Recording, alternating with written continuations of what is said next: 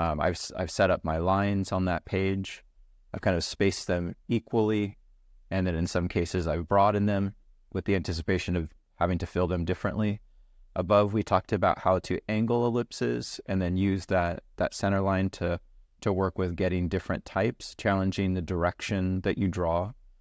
In this next box, I did the S-curve and then played around with working with different spheres of different sizes. Then we talked about the idea of creating a plane, bisecting that plane into a horizontal, a vertical, and diagonal, and then using that to work on developing concentric spheres or circles. Then we talked about turning that plane. So all of these would be actionable exercises that are at root to what it is that I'm drawing when it comes to figures or animals. So that would be exactly what another page could look like as an exercise. The cylinders could be their own page. We've talked about them here. The components, or let's say the anatomy of what a cylinder is and how to draw it. I would fill up another page with cylinders. So let's say one page could be spheres, one page could be ellipses.